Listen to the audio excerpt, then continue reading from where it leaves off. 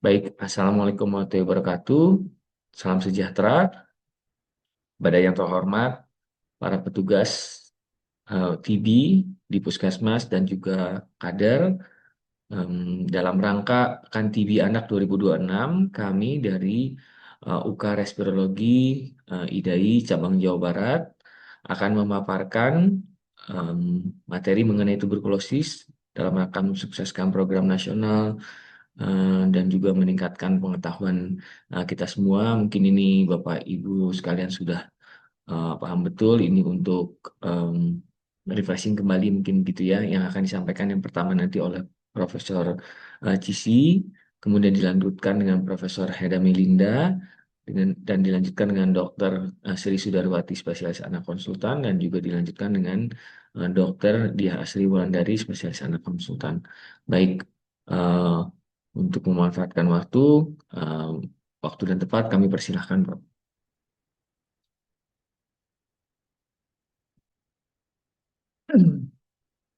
Terima kasih. Tuberkulosis atau TBC adalah penyakit yang disebabkan oleh bakteri Mycobacterium tuberculosis atau MTB. Penularan terjadi melalui droplet nuklei saat penderita TB paru batuk atau bersin. Hasil penelitian menunjukkan bahwa penderita TBC bila tidak diobati dapat menulari rata-rata 10 sampai 15 orang lain setiap tahunnya. Penyakit tuberkulosis adalah penyakit menular yang paling mematikan. Tuberkulosis dapat menyebabkan kematian. Pada tahun 2024 terdapat 1,23 juta kematian karena tuberkulosis. Sejak tahun 2083 juta jiwa dapat diobati dengan pengobatan TBC yang baik. Data tahun 2024 menunjukkan 10,7 juta orang terkena tuberkulosis pada tahun tersebut, menunjukkan bahwa kita harus bekerja lebih giat mengenal, mencegah, dan mengobati tuberkulosis pada dewasa, remaja, maupun anak-anak. Dari dashboard Kemenkes Republik Indonesia 1 Juli 2025, Indonesia memiliki estimasi 138.649 kasus tuberkulosis anak dan 23.858 anak meninggal karena tuberkulosis. Jumlah balita mencapai 37/10.000 penderita anak. Bismillahirrahmanirrahim. Assalamualaikum warahmatullahi wabarakatuh. Dear all, wah, pakai bahasa Inggris nih ya. Dear all atau um, pada tenaga kesehatan semuanya, baiklah kita melanjutkan apa yang sudah disampaikan oleh pembicara-pembicara terdahulu ya. Jadi TBC itu bukan punya tenaga kesehatan saja. TBC atau tuberkulosis. Selanjutnya saya bicara tentang TBC ya. Bukan TB, bukan yang lainnya, tetapi tuberkulosis TBC. Itu milik kita semua, bukan milik tenaga kesehatan. Kita ini sulit sekali sebenarnya ya, kalau mendiagnosis tuberkulosis. Sangat-sangat tidak mudah. Apapun yang telah dibuat, dimasukkan ke dalam Kementerian Kesehatan Juknis Management Anak 2023 itu tidak semudah apa yang tertulis. Jadi di dalam masyarakat kita ada populasi-populasi ya. Ada anak, ada balita, infant, ada remaja, ada dewasa, orang tua dengan segala macam komorbid yang dipunyai oleh mereka. Dan masing-masing mereka bisa jadi terpajan atau terpapar oleh individu atau yang kita sebut index case atau kasus indeks penderita TBC. Artinya bisa saja si individu tersebut adalah orang dewasa, tapi tidak mungkin anak bisa jadi sebagai sumber penularan. Kemudian apabila individu tersebut bisa dari infant atau bayi remaja dan selanjutnya terpajar dengan Mycobacterium tuberculosis sebagai etiologi dari penyakit TBC, dia bisa nggak apa-apa atau dia bisa terinfeksi. Ya, apa sih yang disebut infeksi? Inilah yang sulit dijelaskan baik oleh para dokter, pada klinikus, pada konsultan, baik siapapun, karena di dalam perjalanannya ternyata tidak semudah itu. Jadi riset-riset atau studi-studi masih terus berkembang hingga saat ini. Hmm, Dan pemeriksaan-pemeriksaan apa sih yang menyebutkan bahwa orang tersebut terinfeksi oleh tuberkulosis? Nah, apabila dia terinfeksi, nggak tahu kan, individu tersebut menderita infeksi TBC atau tidak diketahui. Mereka bisa mencari fasilitas kesehatan. Biasanya kalau mencari fasilitas kesehatan, kalau indeks case-nya diidentifikasi. Misalnya, nenek, kakek, orang tua serumah itu menderita TBC, baru mereka datang ke fasilitas kesehatan. Apabila tidak, ya begitulah kejadian yang ada hingga saat ini. Makanya tema kita apa sih? Yes, we can end tuberculosis dari tahun 2025 sampai 2030 tetap sama. Yes, we can end tuberculosis katanya.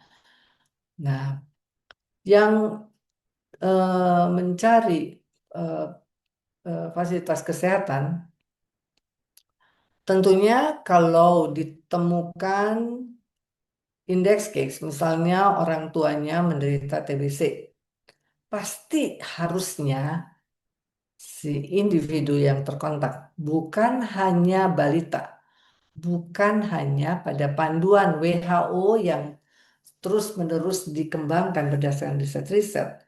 Saya nitik beratkan kembali untuk para dokter memberikan TPT, terapi pencegahan tuberkulosis.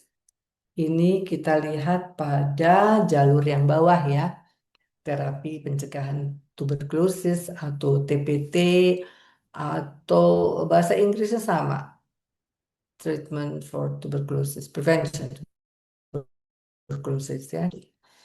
Nah, itu yang nggak sakit, dia cuma terinfeksi. Dibuktikan dari apa sih? Oh, kita bisa lakukan pemeriksaan mantuk tes. Mantuk tes yaitu mantuknya positif, yang repot nanti mantuknya negatif, kontak TB-nya positif. Apa yang kita harus lakukan? Kemudian ada individu yang tidak mengakses fasilitas kesehatan, dia menderita sakit. Sakitnya gimana sih? Nah, nanti kita lihat ya pada apa sih yang dikemukakan di studi-studi yang ada di dunia untuk anak-anak, atau dia merasa sakit, dia mengakses fasilitas kesehatan, terdiagnosis tuberkulosis, kemudian diobati. Tetapi ada juga tidak terdiagnosis, jadi misdiagnosis. Itu ada risetnya bahwa anak-anak di bawah 5 tahun itu banyak loh, 50-60% misdiagnosis, tidak terdiagnosis.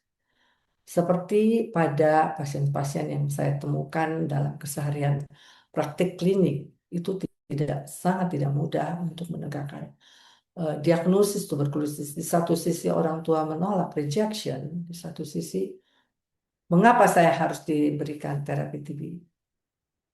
Jadi itulah yang eh, challenging yang dihadapi atau tantangan dihadapi oleh kita para dokter, para konsultan, para tenaga kesehatan, para orang tua, karena seringkali juga orang tuanya tidak merawat anak itu sendiri, bukan?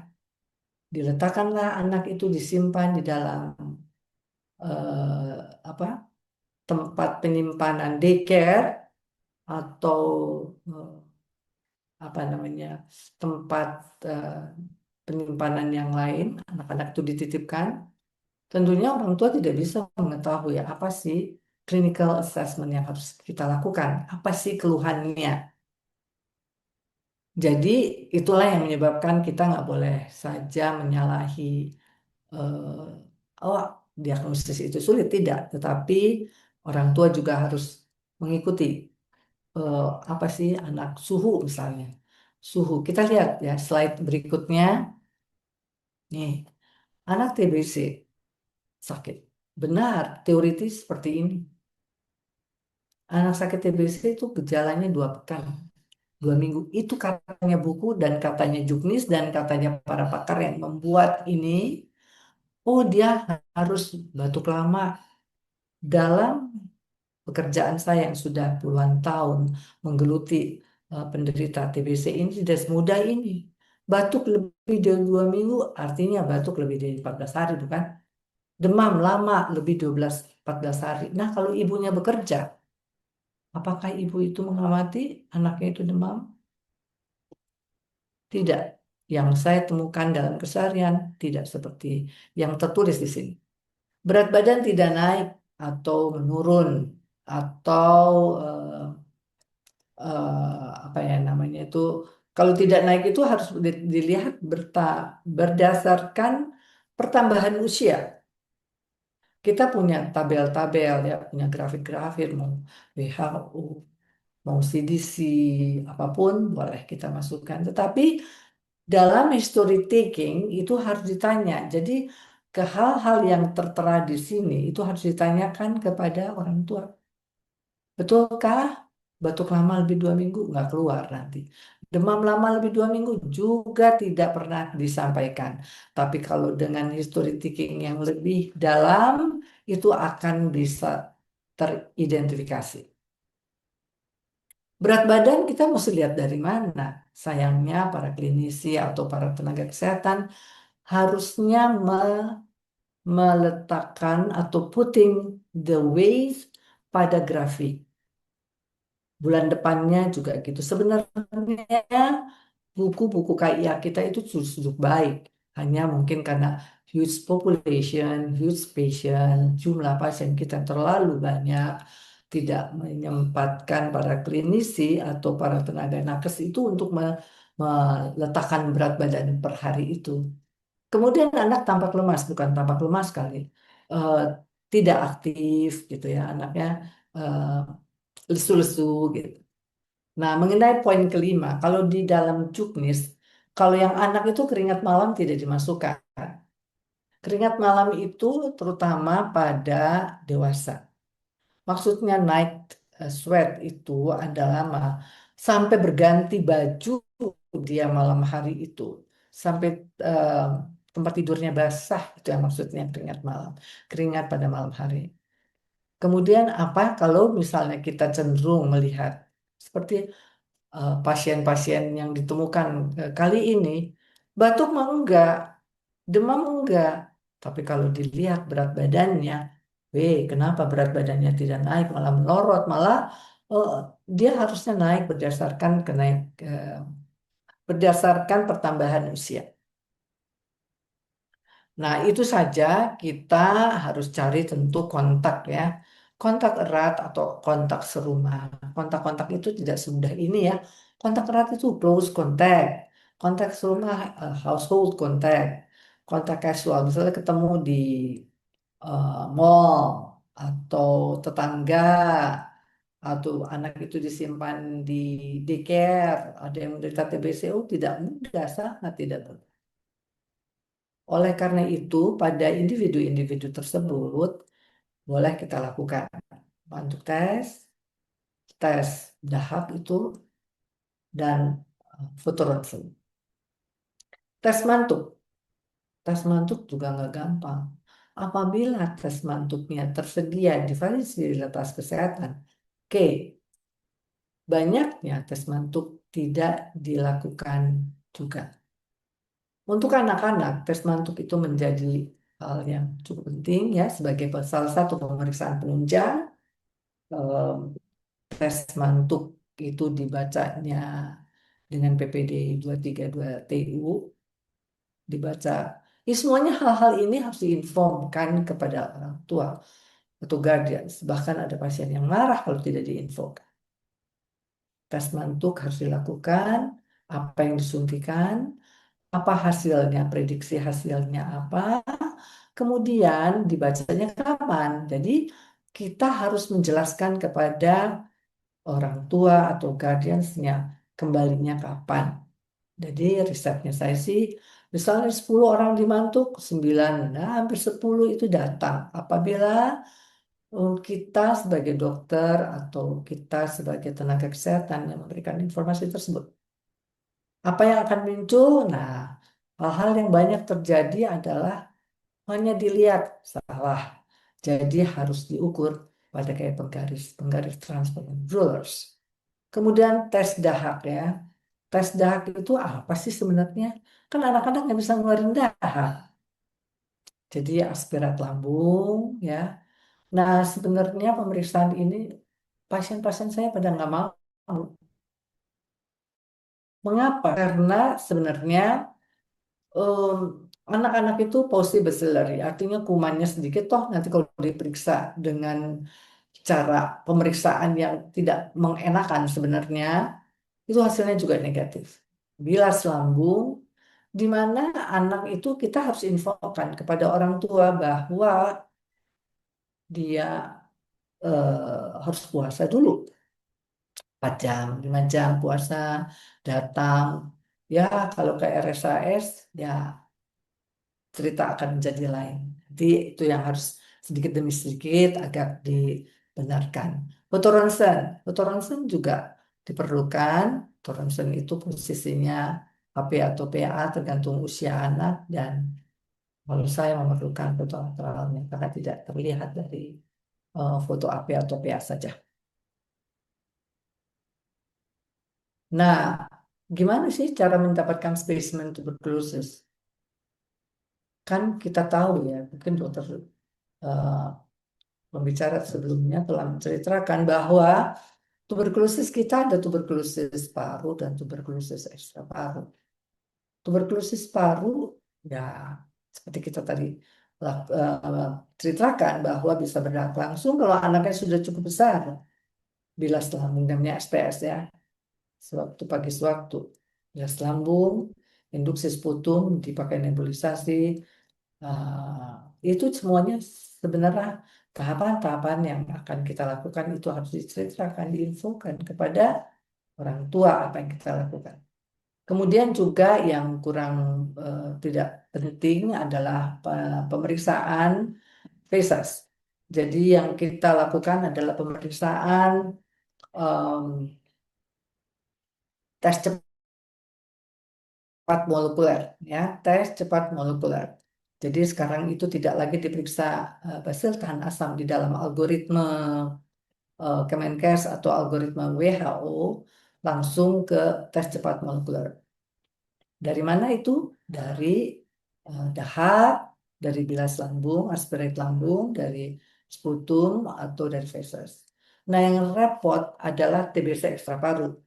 TBC ekstra paru bisa biopsi jaringan atau sinovial atau tulang atau apapun dan dari efusi pleura atau dari perikardium dan sampai saat ini belum ada evidence based algoritma untuk memeriksakan TBC ekstra paru.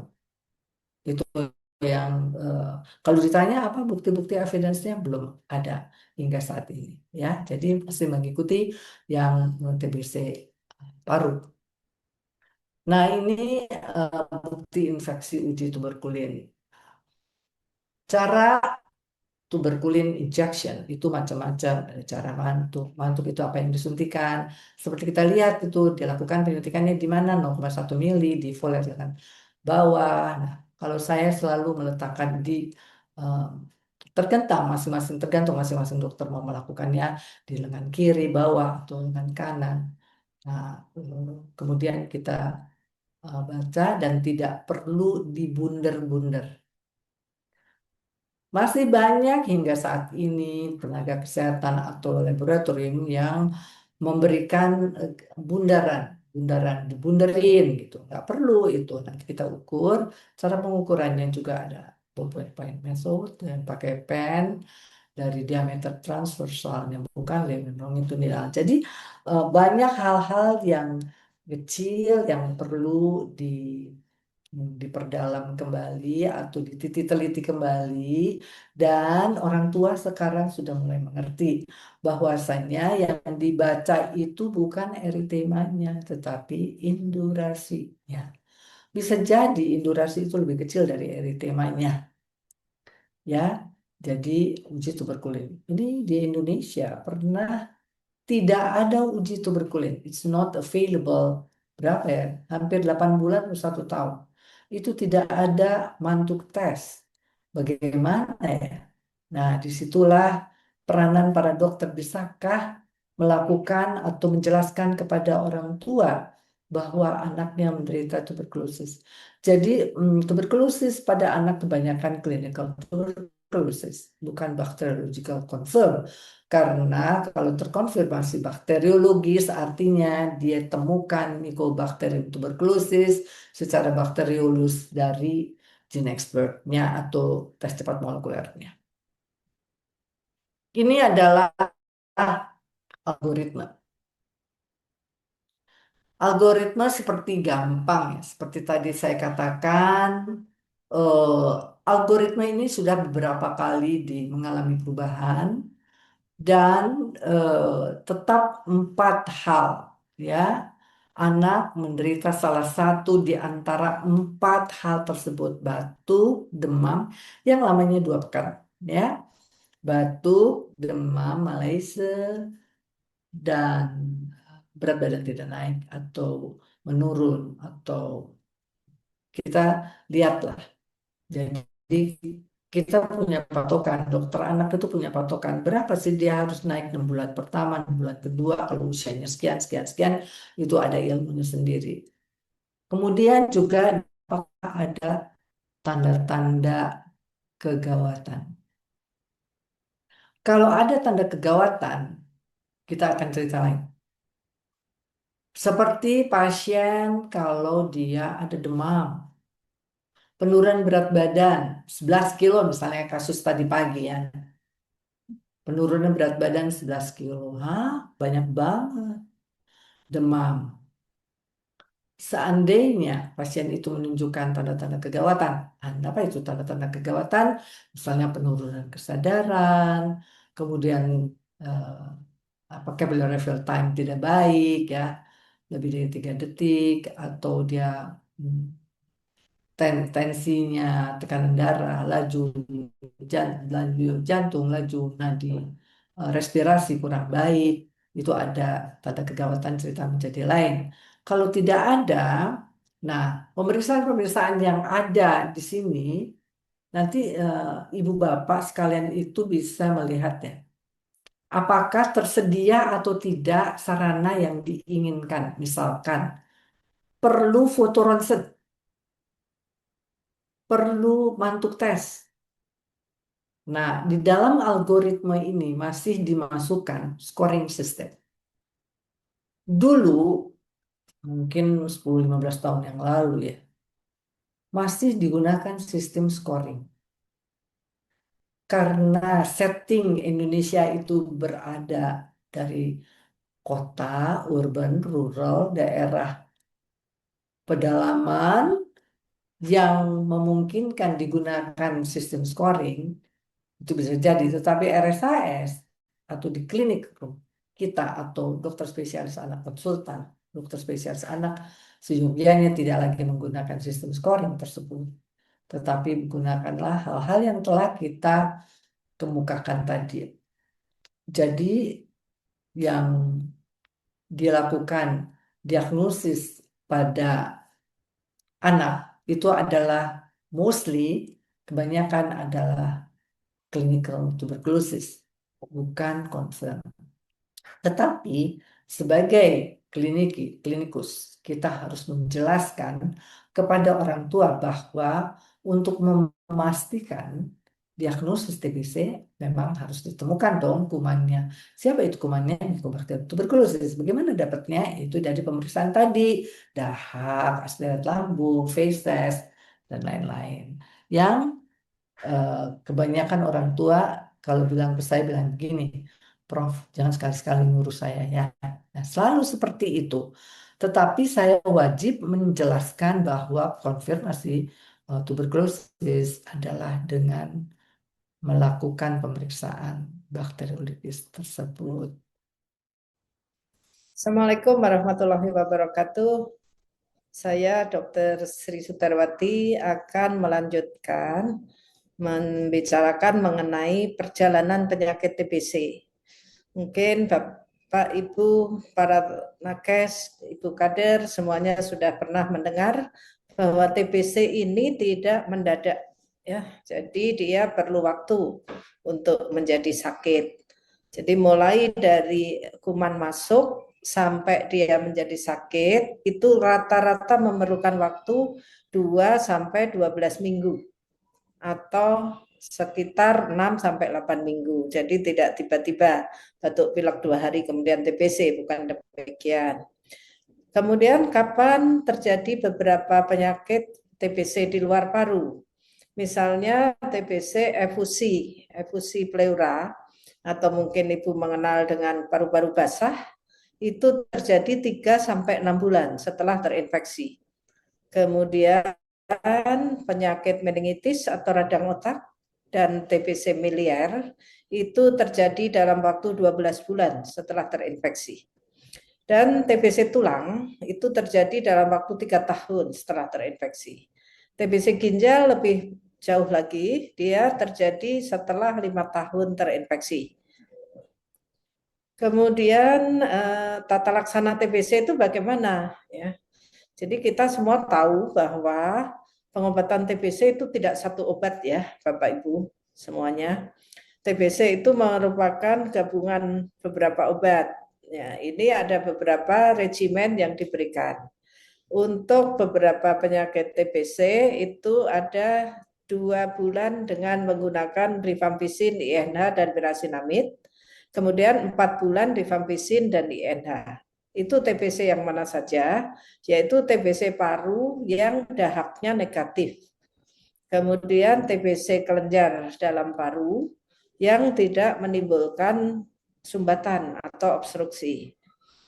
Dan TBC kelenjar di leher maupun di tempat lain. Itu regimennya demikian. Kemudian ada beberapa TBC yang pada 2 bulan pertama dia ditambahkan dengan etambutol, yaitu istilahnya 2 bulan RHZE dan 4 bulan RH. Itu pada TBC remaja usia 15 tahun ke atas. Dan juga ada TBC paru yang bakteriologis positif, TCM positif. Itu juga regimennya demikian tadi. Demikian juga TBC dengan kerusakan paru yang luas. Jadi foto ronsennya luas sekali kerusakannya. Kemudian TBC dengan HIV itu juga menggunakan etambutol pada 2 bulan pertama. Dan satu lagi adalah TBC ekstra paru, tetapi bukan miliar, bukan meningitis, dan bukan TBC tulang. Nah, bagaimana kalau TBC miliar, meningitis, dan TBC tulang? Memang 2 bulan pertama sama, menggunakan tambahan etambutol, tetapi pengobatannya 1 tahun. Jadi bukan 6 bulan, tetapi 1 tahun. Ini yang 3 TBC terakhir ini lebih lama ya, jadi 12 bulan atau 1 tahun pengobatan. Kemudian dosisnya bagaimana? Obat TBC ini dosisnya kalau dihitung per kilogram berat badan pada anak, demikian. Isoniazid itu dosisnya 10 mg per kilogram berat badan, tetapi maksimal sehari hanya 300 mg. Kemudian rifampicin dosisnya 15 mg per kilogram berat badan, maksimalnya 600 mg. Pirasinamid 35 mg per kilogram berat badan, maksimalnya 2000 mg atau 2 gram. Kemudian etambutol dosisnya 20 mg per kilogram berat badan, maksimalnya 1000 mg. Tetapi kawan-kawan nakes yang saya cintai, ini di puskesmas sudah biasa, familiar sekali dengan obat yang disebut KDT, kombinasi dosis tetap, yang tabletnya kecil-kecil warna merah yang dapat dilarutkan di dalam air. Nah, itu dosisnya dihitung berdasarkan berat badan, jumlahnya berapa tablet. Tidak boleh dipotong sekali lagi, jadi tidak ada dosis 2,5 tablet atau 1,5 tablet ya. Jadi kalau berat badannya 5 sampai 7 kg belum mencapai 8, itu dosisnya 1 tablet. Apabila sudah mencapai 8 kilo, itu dosisnya 2 tablet. Apabila sudah mencapai 12 kilo, dosisnya 3 tablet. Apabila mencapai 17 kilo, dosisnya 4 tablet.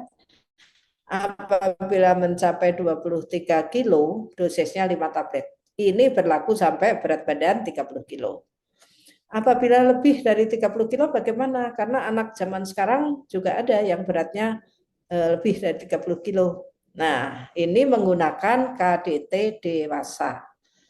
Berapa dosisnya? Apabila beratnya 31 kilo sampai kurang dari 35 kilo, kita berikan 3 tablet KDT dewasa. 35 kilo sampai kurang dari 65 kilo, kita berikan 4 tablet KDT dewasa. Dan apabila 65 kilo atau lebih, kita berikan 5 tablet KDT dewasa. Ini menghafalkannya tidak sulit. Jadi kawan-kawan nakes saya rasa sudah sangat paham ini. Kemudian kita kapan menyebut TBC ini sembuh? Apabila seorang anak yang awalnya dia terkonfirmasi bakteriologis, dia membaik secara klinis dan terbukti bahwa bakteriologisnya negatif. Itu namanya sembuh istilahnya. Kalau yang tidak terkonfirmasi bakteriologis atau negatif atau tidak diperiksa, maka namanya selesai pengobatan. Nah, selesai pengobatan ini secara klinis dia membaik dan direkomendasikan sesuai dengan kebijakan nasional. Nah, apabila meninggal, pasien ini belum mendapat pengobatan TB, meninggal, itu namanya pasien yang meninggal. Atau sedang dalam pengobatan TB, dia meninggal. Lalu yang disebut putus obat yang bagaimana? Nah, ini sering menjadi kebingungan para ibu. Dok, ini kalau nggak makan obat sehari putus ya, ngulang dari awal ya. Nah, ini perlu kawan-kawan nakes ketahui dan ibu kader juga harus tahu bahwa pada 2 bulan pertama pengobatan TBC, itu yang disebut putus obat apabila tidak makan obat 2 minggu berturut-turut atau lebih. Pada fase lanjutan, bulan ketiga dan seterusnya, yang disebut putus obat apabila tidak makan obat 2 bulan atau lebih berturut-turut. Ya, inilah yang disebut putus obat. Tapi yang hal demikian juga jangan disampaikan kepada pasien langsung. Bu, ini nanti kalau nggak makan obat 2 minggu baru disebut putus. Bu, ini kalau nanti nggak makan obat 2 bulan baru disebut putus. Nanti beneran, betulan tidak memberikan obat selama itu. Ya, jadi yang ini menjadi pegangan kita saja. Ya. Jadi tidak perlu disampaikan dari awal. Tetapi kalau ibu misalnya dok ini nggak makan obat 2 minggu, 2 hari gimana? Tidak apa-apa. Tidak mulai dari awal lagi ya. Jadi putus obat ini perlu menjadi pegangan untuk kita. Saya rasa yang saya dapat sampaikan itu tadi. Terima kasih. Assalamualaikum warahmatullahi wabarakatuh. Selanjutnya kita masuk kepada terapi pencegahan tuberkulosis. Bapak-bapak dan ibu-ibu yang saya muliakan, apabila dalam satu keluarga terdapat penderita tuberkulosis, maka seluruh keluarga, termasuk anak-anak, harus dilakukan investigasi kontak. Apabila anak tersebut tidak mengalami gejala TBC atau tidak sakit TBC atau terinfeksi tuberkulosis, maka anak tersebut harus mendapat terapi pencegahan tuberkulosis yang kita kenal dengan singkatan TPT. Pada anak dengan kontak serumah dengan penderita tuberkulosis baik sensitif obat maupun resisten obat, maka dipastikan anak tersebut ada gejala tuberkulosis atau tidak. Bila anak tidak terdapat gejala tuberkulosis dan usianya kurang dari 5 tahun, maka anak tersebut diberikan terapi pencegahan tuberkulosis bila tidak ada kontraindikasi untuk pemberian tersebut. Pada anak yang usianya 5 tahun atau lebih, dilakukan pemeriksaan fototorak. Bila hasilnya normal atau tidak tersedia, dilakukan pemeriksaan PPD test atau mantuk tes atau IGRA bila tersedia.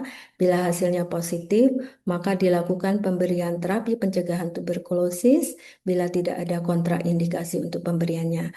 Namun bila fototoraknya mengarah ke arah tuberkulosis atau anaknya bergejala, maka dilakukan pemeriksaan tes cepat molekuler untuk mengetahui apakah anak itu menderita tuberkulosis atau tidak. Pada anak penderita HIV, bila terdapat gejala tuberkulosis, maka dia harus dicari adanya penyakit tuberkulosis atau tidak dengan pemeriksaan tes cepat molekuler dan fototorak. Namun bila tidak ada gejala tuberkulosis, maka anak harus mendapat terapi pencegahan tuberkulosis bila tidak ada kontraindikasi untuk pemberian terapi pencegahan tuberkulosis.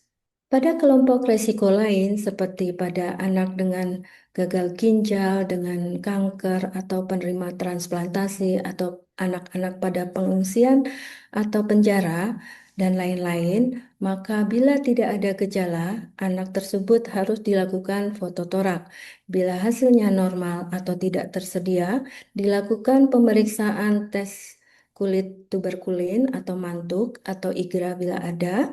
Bila positif, dilakukan pemberian terapi pencegahan tuberkulosis bila tidak ada kontraindikasi untuk pemberian TPT.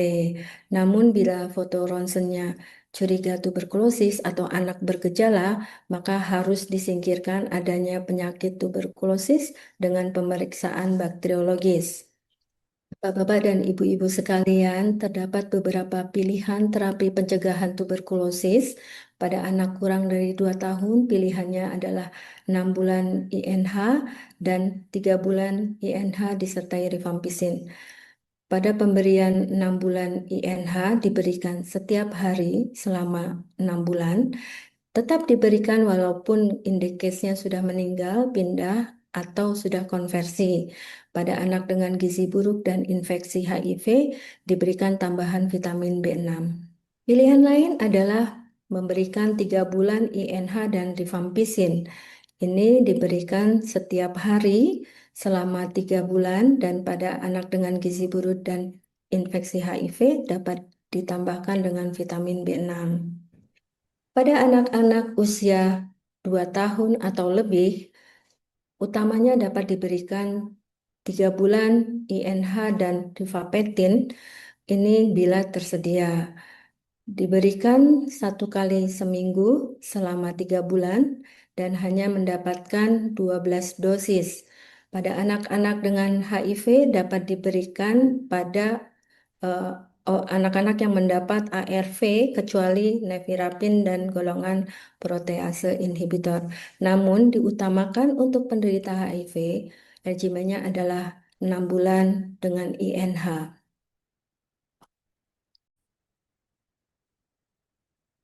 Baik, selanjutnya adalah pemantauan pengobatan.